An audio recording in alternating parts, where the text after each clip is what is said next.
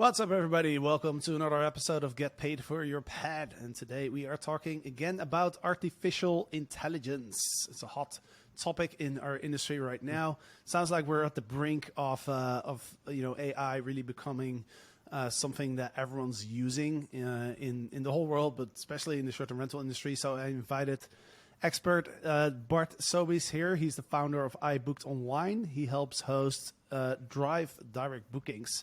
And today we're talking about how you can leverage artificial intelligence to drive more direct bookings. So I'm excited to have you on the show. Welcome, Bart. Thank you so much. It's such a pleasure to be here. I've known about you and this podcast for many years, and it's I'm with genuine excitement to, one, talk to your audience, to meet you, and the third part of it is this topic, it's blowing up. I'm so excited about it. Yeah, it's so crazy. Like no one, I mean, I wouldn't say no one, but like very few people were talking about AI, and then ChatGPT came in November or something, and suddenly like everyone's talking about it. It's so crazy how suddenly how that adaptation rate was so high, and it's almost like you know can't even remember what the world looked like without ChatGPT. You know? Yeah, and the really interesting thing about ChatGPT is that it's so that saying it is impossible. Like, I've been on multiple podcasts, I'm listening to it, and just even saying the words. So from a branding point of view, it really wasn't thought out as well as I think that they could have thought it out, right? But AI is not something which is new, okay? This sort of stuff, they've been working on it for many, many, many, many, many years. And actually, if you've used Jasper.ai, which has been out for, I think, a couple of years almost, at least a year I've been playing around with it, same technology, same ideas, same concept. The difference here is the OpenAI guys and girls put a GUI. A GUI is that kind of that front end bit together, which now makes it accessible to talk to this robot as a human being. And that's what has precipitated this massive change and this massive uptake, because people now, rather than just being a concept, they can see it working in action.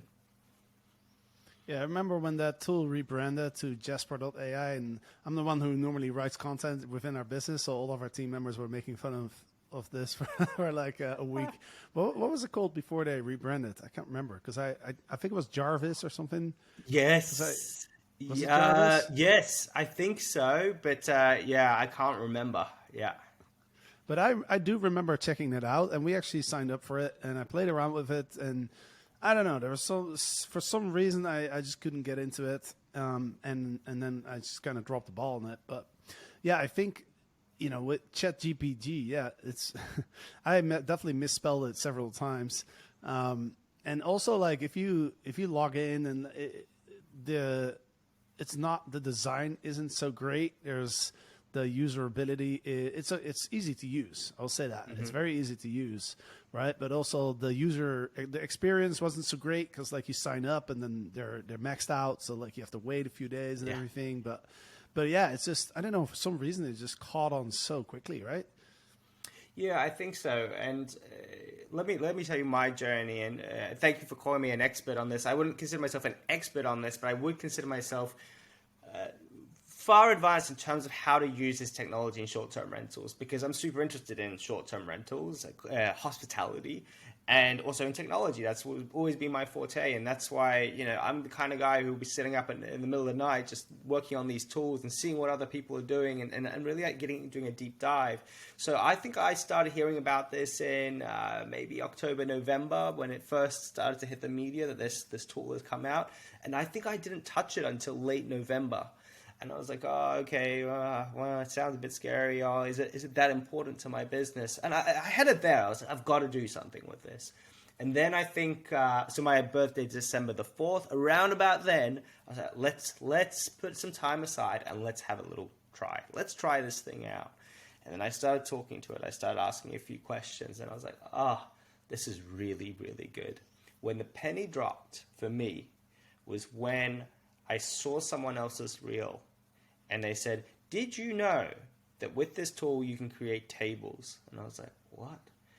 And I already knew that it was good without the tables. And I was like, you can put data into tables And then you can create social media posts and get those social media posts, put them into a table, have 30 of them, and then you can get that and export it into Canva. Let me show you how to do this. I learned how to do this in under 30 seconds. I managed to apply it myself in my business in under 5 minutes. And I was like, oh my God, I have to tell people about this because it's going to make things possible which they never had time to do in the past. And that's going to be a big point of our conversation, is how this tool now enables hosts to create content that they can use to drive more direct bookings, right? Because that's always the challenge for hosts. It's like, yeah, we have a direct booking website, right? And we have like maybe a couple tidbits of information on our Airbnb listings so that people, if they look carefully, or in some cases not, you don't even have to look carefully. But that's a way to kind of drive some direct bookings. But to use like things like SEO, like writing blog posts, right, posting on social media, that's something that you consistently have to do and put quite a bit of time into to get results, right? And that's a bottleneck for a lot of hosts. So, give me your thoughts on this, how powerful is this for hosts, especially when it comes to driving direct bookings? Yeah, look, there's a few things that I think we should sort of unpack in there. And this tool, and one thing that for the audience that are listening, even if you listen to this in the future and we're saying ChatGPT and you're like, that doesn't exist anymore or it's changed, what we're talking about applies for any type of AI tool which is language driven, and that's what we're talking about. And the advantage of this language driven technology is that it's making you a more effective communicator. That's all it is. It's just making you better at relaying a message that you have in your brain or that you don't even have in your brain, or an idea, and conveying that to somebody else. It's just language, right? So if we can be better at communicating, if we can do it faster, then it unlocks all sorts of potential opportunities that we never had in the past. Because so many people have thought about writing a blog post about the best things to do in the area, or the best things to do on a night out in the area, or the best restaurants to go to, or the best walks in the local area. We've all thought about all these different great things that we can do, but we just don't have the time to do it. And even if we did have the time to do it, like, oh, you know what? Once a week, I always set aside 2 or 3 hours to write my blog post about the best walks.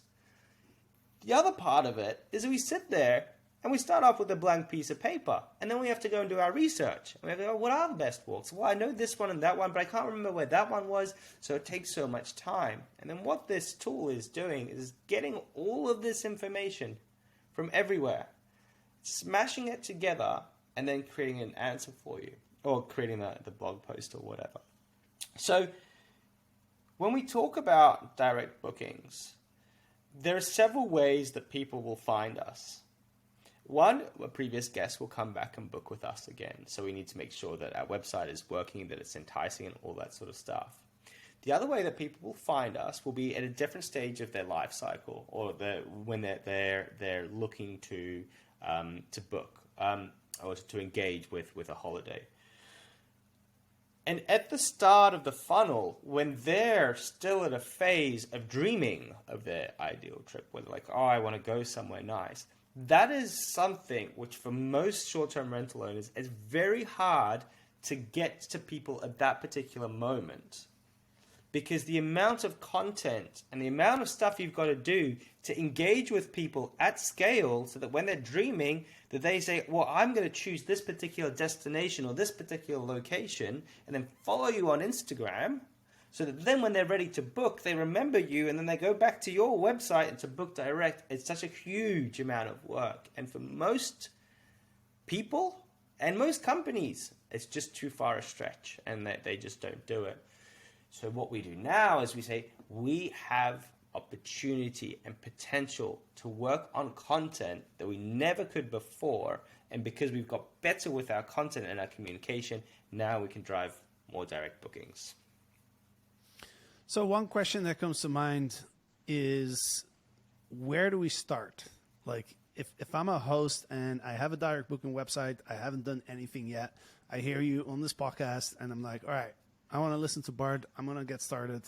What do I do? Do I do a social media, or do it? And then what social media channel do I do?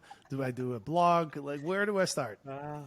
I love this question because it's such a difficult one, right? Because if you listen to last week's podcast, the next one, or a different podcast, they've been telling you to do all these different things in your business, right? And we all know we have to do these things, and then Bart's come on, and then okay, now I need to get into AI and start doing this. How do I get more direct bookings? So I'm going to make this super practical for people.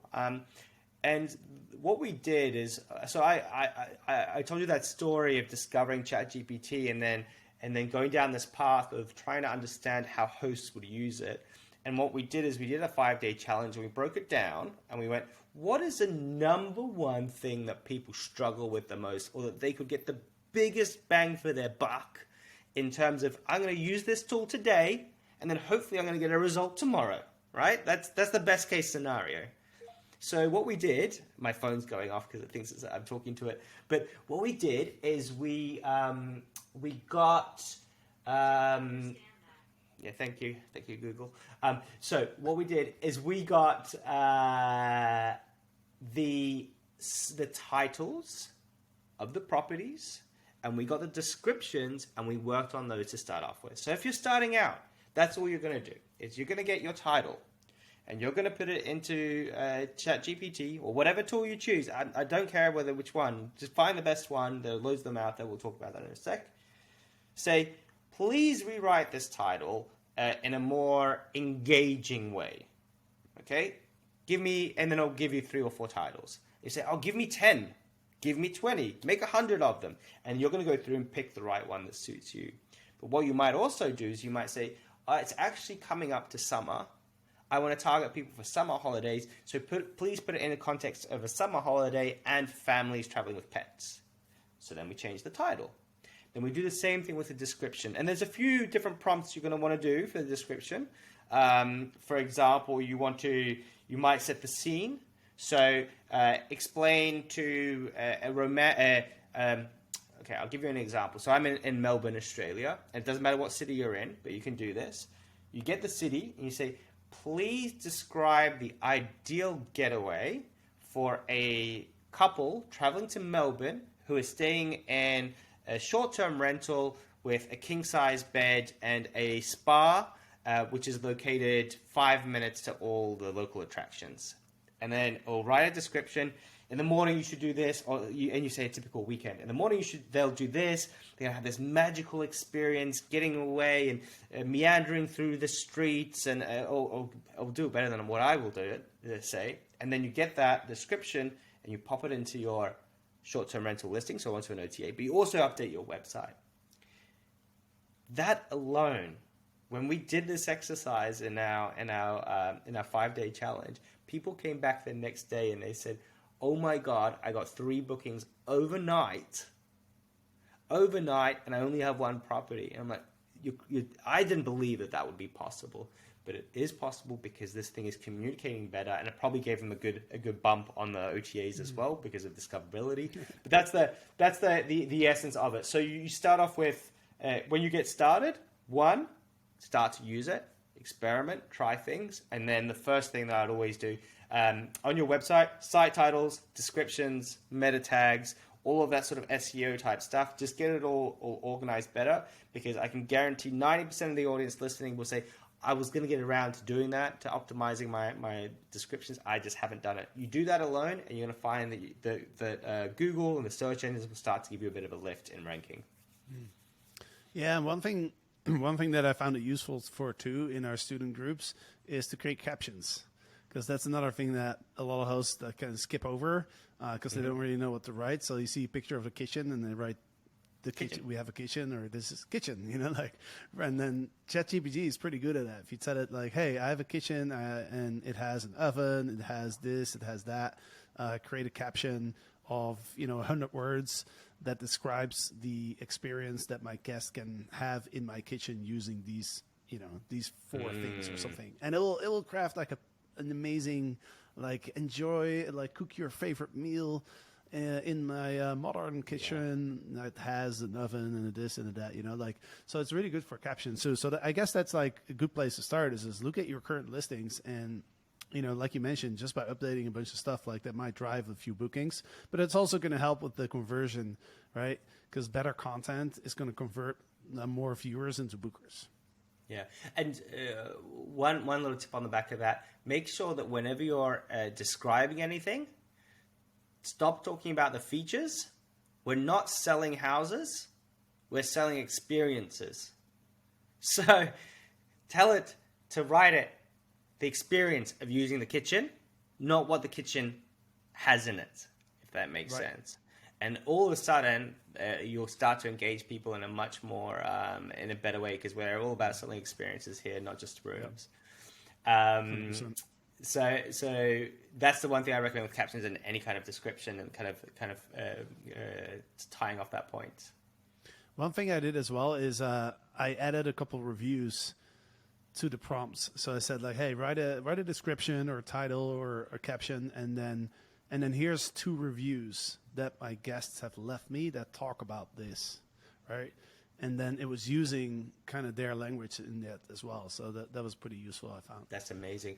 And so the reason why you'd use your reviews is because sometimes us as human beings, we're not able to come up with all the ideas as to what our properties are like. We might not even have the time to do it. We might never have stayed in our own property or in one of the properties. So we don't know exactly what it's like. So using those reviews, you're giving the AI tool more context to work with, and then it can generate a response. Now, I want to just jump onto the review thing because I think we can add some more value there. This is all about, like I said, communicating effectively and saving you lots of time. Now, a lot of people will have plenty of reviews they haven't responded to, or even if they have responded, the responses are not the best. They just haven't, you can tell that it's not well thought out. It's just like, oh, I've just got to respond. Yeah, cool. Thanks for staying. It was great. So we can use it to respond to our positive reviews. Now, actually, positive reviews are much easier to handle and to deal with than the negative reviews. And negative reviews is where we spend a lot more time on to think about what we're going to write. And the other thing that comes in when we get a negative review is emotion. That person, they're wrong. Yes, they could check in. No, that there wasn't. The bathroom was tidy, and all these things. And we I've just seen it time and time again. That people get emotional and they respond from a place of ego, a place out of some sort of emotion that goes through there. If you ask one of these tools to respond to a negative review, most of the time you're going to get a response which is better than what you'd come up with yourself, because it doesn't have that emotional connection to it, and it generally seems to be a little bit more empathetic towards the guest and go, yeah, even if the guest is wrong, I'll have a bit more empathy, because it doesn't judge, it doesn't care whether the guest is right or whether the guest is wrong. And then you'll get the response and you can start to tweak it. So this is the other thing that's important with these tools, is that you'll never get the response that you want the first time off. If you do, then you got lucky. But you need to give it more context. And then after that, after just giving the first response, you might say, oh, that's a little bit too kind. Please make it a little bit more harsh. Or conversely, you might say, hey, that's not how I would write. Please make it way more empathetic. And then I'll give you a more empathetic response to that particular review. Or it might not even have the context. So you might give it a bit more context. Say, yeah, okay, that's right, but that's not how things happened. Can you please adjust whatever? And then it will adjust it and get it right for you. So you're going back to it. 1 is you're communicating more effectively with the guest. And 2 is you're saving a lot of time and effort for having to think of what the answer is meant to be. Yeah, one thing to add to that is also keep in mind when you're responding to a guest, you're not really responding to the guest. You're responding to your future potential guests, right? That's checking out your listing. So that's important to keep in mind. So let's talk. So we talked about the Airbnb listing. So now let's talk a little bit more about what's the next step of like, now I want to start, I've updated my Airbnb listings. Now I want to start using AI to drive more direct bookings. Like, what am I going to do? Am I going to post an Instagram or post blog post? Like where should I start? Yeah. So So you're right. So you're going to update your listings on your website. You're going to update your listings on the OTAs as well. You're going to improve them and come from more of an experience perspective and really identify your avatars and make sure that you're targeting the right audience. And quite often we can fail at that as well. We think that we're talking the right language to a couple that's in their 20s or 30s, and it's not the kind of language that they would like to hear or that they would use. So we improve on that.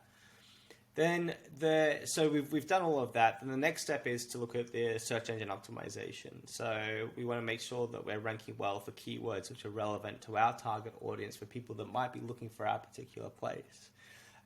So you'd go through, you look at things like your Google Search Console, see what people are looking for. You look at what your competitors are doing as well, using tools like Moz, to then do some search engine optimization to make sure that everything kind of makes sense and that you're drawing the right audience and the right crowd. Once you've done the search engine optimization, the next part is to actually start publishing content and writing content which is going to target your audience and those people.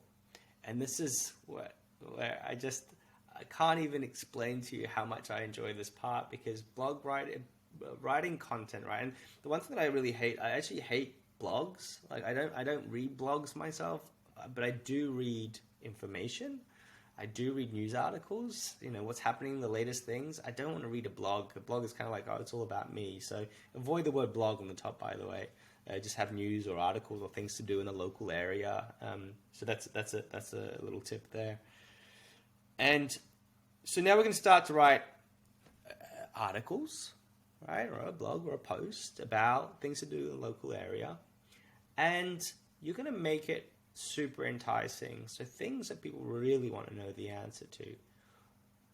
If you know that people love beer and they're coming to stay with you, wouldn't it be great if they knew, and you knew that they were from out of town, where are the best places, the best breweries in your local area that you must visit? So then this tool should be able to help you find them. You might add a few of your own as well. And then what you're going to do is you're going to up this one stage. Is you're going to say, okay, so write a blog post about it. And there's a few steps you need to take to write the article or the blog. But then you can give it context as to what voice you want it to come from. So you could get it from a voice of a beer connoisseur or an expert. You could get it from the voice of Joe Rogan. If you want to be really clever or really think out of the box, you might say, give it in the voice of a local time traveler from 200 years ago. Or like pirate language. Right? That's exactly the point. And now you've made something which could have been boring quite interesting. The top 10 breweries that a pirate would visit in this area. Oh, cool! I'll read that. I've never read anything like that before. And now you've changed the context. So when you're writing your guides, you can do it in different ways depending on your audience and your avatar. You're creating experiences. So when you're writing articles and that sort of thing, you don't have to be so constrained, because now your options are pretty much unlimited in terms of a thing. And you can even ask ChatGPT to give you some examples. So for that direct booking part, now there's all those articles that you just never would have done, you're going to start to do. So as we go through our everyday life, and as we're looking at our business and we're looking at different things, we want to make sure that we take notes and, like wherever, of all these ideas that you have. And now we're actually able to execute them far more effectively because we've got a tool helping us along the way. So that's the next step, and there's more to come. I love your suggestion of taking your guest avatar in consideration for the title of the blog post and the voice, like, because that's so useful, because it makes your content more unique, right? So Google, it's going to rank better in Google because everyone's going to be using these tools, right? These AI tools. So you don't want to just say, write a blog post about XYZ. You want to give it the very specific instructions. And I'm thinking like, if my guest avatar is people from America, I might say free coffee shops that Americans love in my neighborhood, right? That's going to grab more attention than just free coffee shops in my neighborhood or the best free coffee shops in my neighborhood, right? Correct. And this leads into the next part, which is actually a lead magnet. So you've got two things. So you've got an article, which is, of course, just things where you're really targeting SEOs. You're really thinking about what people would put into Google. When you're thinking about your titles, make sure that they're language-driven titles, things that people would actually put in. If you were to use an AI tool, you want to put at the end, make it LSI, which is language SI. I forget the thing, but make it LSI, and that way it will change the titles into ones that people are likely to Google, because we can quite often get that wrong. And that's the way that you get them from the SEO, right? To get that thing search engine optimize is you want them to Google to understand what you're looking at and then create those articles. Then we have a lead magnet. And a lead magnet is a piece of information that people will be willing to give you something of theirs to receive. It could be their phone number, it could be their email address, it could be their credit card details. But basically, the lead magnet is designed to engage people in such a way that they're willing to give something up to get that piece of information. The information that you give them can be a video, or it could be an awesome article, or an awesome piece of information that they just can't do without. And the answer to this is just can't do without. Once I've seen that there's this article about the top 5 coffee shops for a US audience, they can't do without that. I want to know what those top 5 were. What if I miss out on one of those top 5? So especially when you're visiting an area that you're not familiar with, that you don't know, it's very, very easy to create a value proposition for somebody to actually go, yep, I'm going to download this ebook and I'll give you my email address because I just need to know what the answer is to winning the lottery, like all those kind of things. It's very clickbaity, but that's the idea of a lead magnet, is to give them that information and to engage with them. So that's the last piece of the puzzle.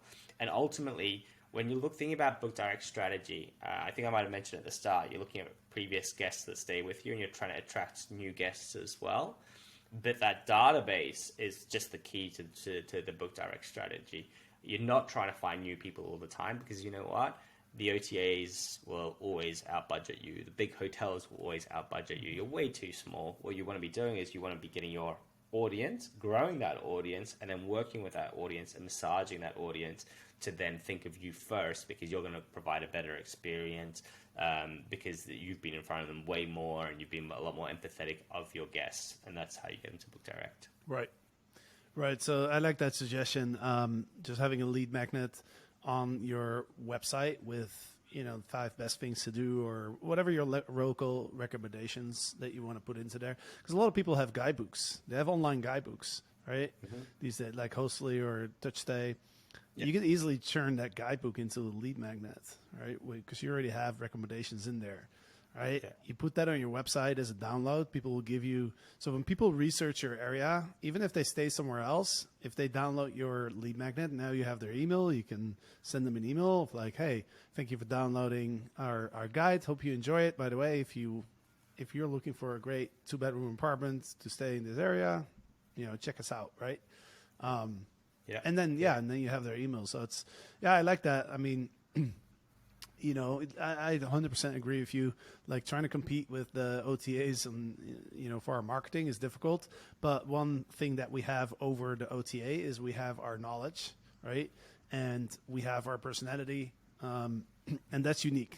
Like Airbnb can't out compete us on that side, right? So I like your focus on like, hey, let's provide value about our local area. Let's provide that lead magnet, and with ChatGPT now, that's a lot easier to do than it was before, right? Yeah, look, you're saving yourself a lot of time and effort, and like with everything, your first lead magnet might not do so well. I want to pick up on that guide part that you said, because you're using content that you've already got, right? You've already done the guide. You don't have to redo the guide. when you do your lead magnet, or if you are going to use your guide as your lead magnet, don't avoid the word guide, right? Like there's a million guides out there, million guides. But if you put it in context of something that somebody wants, to say, hey, this is the guide that that we give only to our guests about the local area. Oh, I want that thing that's very scarce or unique, or that most people don't have access to. So just by changing the wording and the language a little bit, now you can create something which is more enticing for people to download or to get. It's interesting actually, because you can use ChatGPT to use language to get people to do things. So call to action type stuff. But I find that the language that right now the AI is using is a little bit too harsh. It's a little bit too download it now, and download it now doesn't get people to download. It doesn't work. What you want to do is you want to be approaching them more empathetically and understanding who they are, and just creating something that they can't live without. Right now, I'm trying to book flights to New Zealand. Right, if somebody put a guide in front of me that said how to get the lowest fares to New Zealand, I'd be like, okay, I've got to download that. I'm probably going to go over to Reno. What are the best things to do in Reno? Sure, I can Google that. But if someone actually targeted me and said, if you're going to a conference in Reno, these are the 10 things that you don't want to miss out on. Oh, actually, I am going to a conference in Reno. Geez, all right, I should probably have a read of this, even though I know that it's probably got the same content. So understanding your audience is key to providing that value. And then if they love the guide, guess who they're going to book with? That's right. Do you have any other general tips when it comes to driving, using these tools to drive direct bookings? Anything we haven't talked about yet that you want to share? Yeah. So look, it's that sort of content generation and kind of getting in front of your audience, right? So that's what we're always talking about, and using these tools to get there. Now, you've got a lot of stuff that you can do, like on the website, a lot of machine learning and AI that will happen in the future. It's not something which is really there yet, especially for smaller hosts. For example, personalization of the experience, chatbots. So people are talking to the chatbot. Most of the time, people won't talk to a chatbot because if you've ever tried, you know that half the time it doesn't work, and you kind of steer away from it. But that will become far better at providing the information that people are looking for. The personalization part will come in as well. The bot will be able to understand what people are looking for and then provide the answer as to what room is most appropriate. So people will do more of a conversational style, hey, I need to find a place which is appropriate for a group of 6 people, blah, blah. You just put in the information that you want, and then the website will spit back out the answers going, these are the top 3 suggestions that we have, and they're going to target that person specifically. Now, that's what's coming. That's not available at the moment, right? And plus, you need a bit of scale to achieve that. But if we think about what we can do right now, practically, for the direct bookings, you're also looking at all the social media side of things, so generating content. And the best way to get bookings at the moment and to generate the right content is through Instagram at the moment, because people are using Instagram to do their research and to find the best places to visit and that sort of thing. So we've actually done some podcast series about Instagram, but focusing on social media and getting that right, even if it's a few posts a week, can make a dramatic difference for you. So let's say you've never done Instagram before and you're like, I don't even know where to get started, Bart. Like, you're crazy. Like, why would I don't even know. Think about your content pillars, the 3-5 things that you're going to be talking about. So best things to do in the local area, or what if you're staying with us. So let's say the best restaurants in the local area, you could have the best experiences in the local area as well, or the best breweries, right? Because we started on that. We've got these pillars, and then what you're going to do is once a week, you're going to post about that particular pillar or that piece of content. The next week, so then you've got 3 posts a week, and you're going to just post it consistently over time and stick to those lanes. That's the top tip. Don't go anywhere else. And what you can do is you can go to ChatGPT and say, hey, this is the idea. I want to talk about breweries. Give me 50 ideas about different posts I can do about breweries, and then I'll give you those 50 ideas. You'll pick the top 10, and then you'll start to run with them. If you want, you can also export all of those into a table. You can get that table, and you can import it into Canva. And the other thing with the table, so let's say you've got 10 ideas. Put them into a table. So if we're talking about the best experiences, so go get a massage, go to the cinema, go to the theater, whatever. Then you say, write a blog post about it in column 2. I'll give you the blog post. Then column 3, give me the hashtags. In column 4, I want all the emojis. You smash it all together. So now you've created something that an agency would take, cost you thousands of dollars to do, and you've done it all within under 10 minutes. Awesome. Yeah, and then at the end of the day, so I feel like when people start with social media, they overthink it. And I love how simple you make it. It's just like, listen, just pick the things that you want to talk about. Use ChatGPT to get inspiration and to create the draft for you. You can make some tweaks and changes after that, and it just helps you to be consistent, right? In the end of the day, like if you consistently post about those things for like 6 months, you are going to get eyeballs. It's not next week maybe, but 6 months from now you're going to get eyeballs, or maybe 3 months from now, right? Just be consistent with it. Yeah, and look, and with any kind of social media, like it all takes time, right? Like it could take 6 months, it could take a year or two for you to get there, because quite often your messaging might not be quite on point, or you just don't have enough of an audience to start off with. So you're kind of building that audience, and as you build the audience, then everyone goes, "Oh, that's the person that knows about this particular topic." And that's why we talk about those content pillars. You have to be known that you know about a particular topic. And the great thing being a short-term rental property manager, or even if you're small or big, is generally you'll have things to talk about in your area. There'll be 100 different businesses around you that you could potentially feature, that you could talk about, or 100 things that you could do in the local area that you can think about or do. The problem that you get is when you've got properties that are all over the place. So, you've got some on the east coast of the States, some on the west coast. How do you create different messaging that ties it all together? And the answer to this is generally you need to break it down into different brands, but that's a much bigger conversation. I'll close it out with one quick tip. I remember when I started hosting in Amsterdam in 2012, and one day I was walking on the street and I was like, you know what, I'm going to try something fun. I just pulled out my phone. As recorded a 1-minute selfie of myself talking about why I thought my neighborhood was the best neighborhood in Amsterdam. I tossed it on YouTube, and I just put a title, the name of my neighborhood, and then why this neighborhood is the best neighborhood in Amsterdam. I just tossed it on YouTube. I never looked at it again, and I put a link to my Airbnb listing, of course. And then a few years later, I was curious. I looked at it. I had like 16,000 views. And I was like, oh, wow. It literally took me like 1 minute to put it up there. So, you can get good results from not that much effort. Dude, awesome to have you on the podcast. It's been really interesting. Let us know. I know you help host, get more direct bookings. Like, where can we find you? What are some resources that you have for people? Yeah, beautiful. So that 5-day challenge, you can jump on and you can grab it, you can buy it. It's on ibooked.online/AI. So AI, quite simple, and we've got all the information on there and some other goodies for you to get involved and for a bit of your education.